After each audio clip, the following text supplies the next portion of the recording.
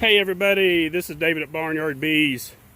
I'm mixing some sugar right now, and I'm going to talk to you a little bit about fall feeding and the ratio that you should be feeding at this time, depending where you're at in the country. That could vary, from upper New York State all the way to southern Texas. So it's going to be different in your location. But I'll give you a few ideas of when you should start feeding a 2-to-1 sugar ratio. Now, some states may never, because it's so hot in some states. Beekeeping is year-round. Central Florida down, even maybe some of the parts of northern Florida, Texas, lower Alabama, and so it depends. Louisiana, so it depends where you're at in the country.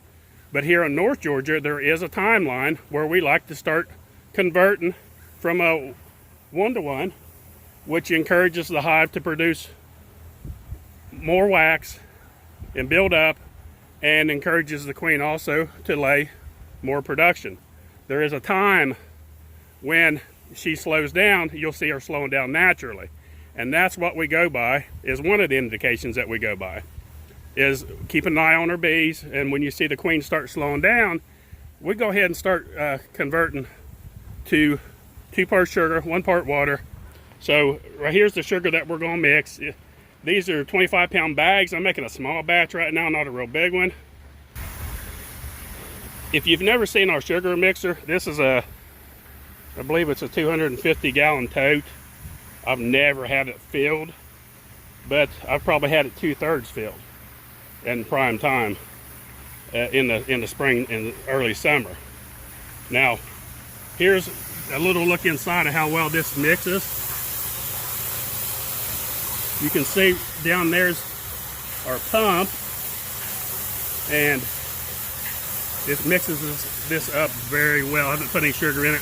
It does have a little bit of, now this is just natural, a little bit of mold and mildew on the side. Now every now and then, what you should do is fill this thing up with water, put a gallon of bleach in it, it'll knock that stuff out. I hosed it out really good, so it's not going to cause any harm, but that does need clean. After I run this batch through, I'll probably go ahead and run some bleach to it. So that's our mixer, and I'll show you how and right here's our essential oils. This is my homemade essential oils that I use. I got a previous video. I'll go dig it up. I'll put it in the description. It shows exactly how to make it. We add this to all of our sugar mix, spring and summer, 1-to-1 or 2-to-1, it doesn't matter. This is what we'll put in to help boost up the colony. What it does, for one thing, it's got tea tree in it that helps preserve the sugar water, especially in warmer conditions when your tote may be sitting out here for a week at a time, or even 2 weeks sometimes. And it's antibacterial, and it also helps with nosema with bees. And I never, knock on wood, have any nosema problems. And I think this is the reason, is because it really helps knock that down. It also has tea tree, spearmint, wintergreen. That's all I put in there.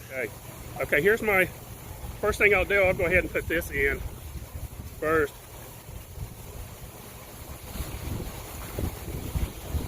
So once I get that in, I'll start with the sugar water. Now I'm not going to show much of this because there's nothing to it, and then I'll go into something else. I got the bags cut. These are 25-pound bags.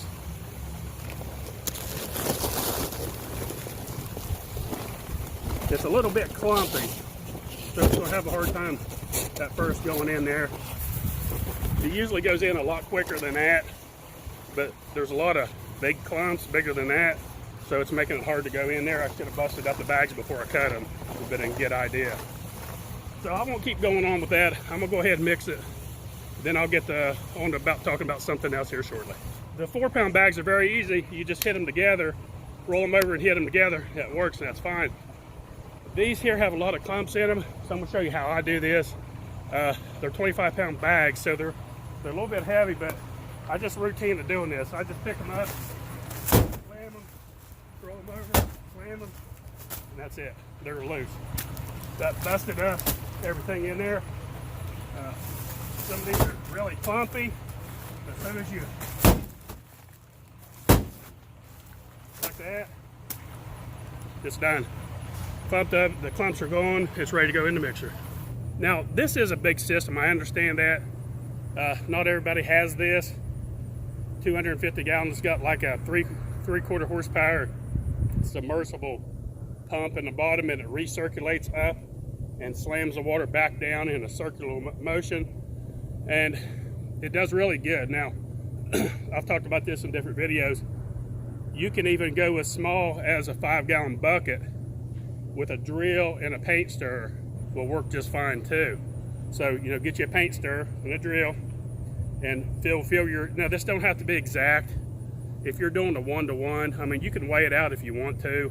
Water weighs 8.34 pounds, and you know, of course, a pound of sugar is, so you can, if you make it equal amounts, it's almost the same as volume when it comes to sugar, but it weighs almost the same. A cup of sugar, a cup of water is almost identical. It's so close it's not even worth. So if you want to mix it by volume size, if you want to fill up a 5-gallon bucket halfway full and then halfway with water, put your drill in there, that's a 1-to-1. Now, maybe a little bit more complex to figure it when you're going to a 2-to-1. So you may have to measure it out. You know, you could use a coffee can and do so many sugar, so many water, where you got a 2-to-2, you want to go twice as amount of sugar as you do your water. Stir it up. The secret with this right here, if you cold stir it, is let it set overnight. I'll show you here in a second. It's really milky in there right now. It's really cold. I mean, it got down to like low 40s last night, which is cold here for North Georgia. So it will take it longer to mix up. So I don't advise, now everybody's got their opinion on this, and that's fine. If you put your water and boil it and then add sugar, I was never a big fan of that, because I think it can cause harm to the sugar. I think it can degrade it some. You know, just like when you make candy, you heat it up and it brings it to a different consistency. But if you do heat it up, don't boil it, bring it up to right below boiling, and then add your sugar water to it. But if you just do it the day before, you don't have to boil the water at all. All you gotta do is put it in whatever container you're gonna mix it in, let it set overnight, come morning, it should be crystal clear. This right here, I'll let this mix probably for a couple hours, and then I'll shut it off. Then I'll come back tomorrow and I'll turn it on again and let it run for maybe another hour, or half hour, probably not long, probably half hour, and it should be crystal clear by then. Even though it's this cold, it will mix. So now some of the reasons I want to talk about when you should be feeding 2-to-1 versus 1-to-1. 1-to-1, in my opinion, and a lot of studies show and says that when you mix the 1-to-1, your queen production is raised up because it encourages her to lay, because it mimics more of the natural nectar coming in. Nectar coming in, pollen coming in, and it increases the queen in her production level. Now, other things that contribute to that is the length of the days. I mean, right now it's not daylight till 7 o'clock. By 7 o'clock at night, the sun's down, it's almost dark. So as those days shorten, so does she. It's the same way with chickens, laying chickens.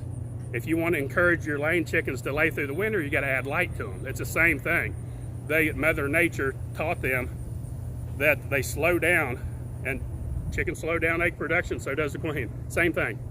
The shortness of days, the cold a little bit, but a lot of the shortening of the days mostly. Now with bees, queens, if you add pollen throughout the year, you can increase throughout the winter her production. Come now winter, they're very, very strong bees. The thing is, you got to know when that cutoff date is for feeding a 1-to-1 sugar ratio, and especially if you had a poor goldenrod, you got to get sugar water to these bees, get their stores built up, because if you plan on feeding pollen, they're going to increase production, and last thing you want is for them to starve out in the middle of winter, so you don't want that to happen. So start feeding and watch out for these signs. Keep an eye on your queen as she slow down, and as your day shortening, is it starting to get cold. So we basically got, today's October 16th. So we got about almost 2 more weeks left in this month, and then usually I'll feed this sugar all the way until December.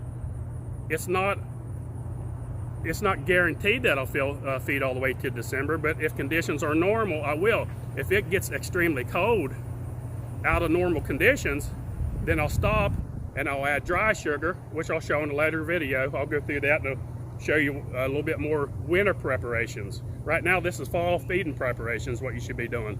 So keep that in mind. So 2 to 1 right now, where I'm at.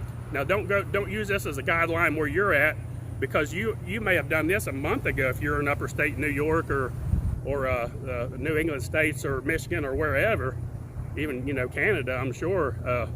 So keep in mind, you got to go by your signs, the signs that you see in your yard, not a timeline when I do mine. Keep that in mind and remember that. So that's about it.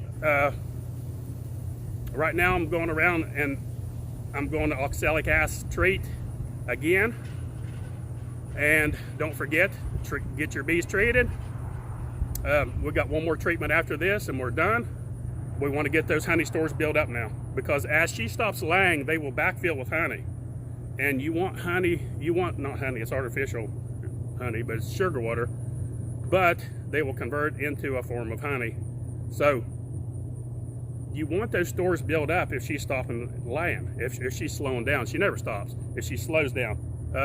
November 23rd, Coffee Bee Chat, and we got a lot of people coming there talking about beekeeping, and we feel that people come and show up, it's a one-on-one basis, because we got 4 hours of this, so there's plenty of time for people to stand around and talk to us and ask questions, and it really helps out the new beekeepers. So many people that's come to it has absolutely loved it, and they're always waiting for the next one. So you can ask any of those, and maybe some of you that has been to our Coffee Bee Chats, leave it in a comment. Talk about what you think about it. And that's about it, folks. Don't forget, click on the little bell, like and subscribe. And thanks for watching. Barnyard Bees.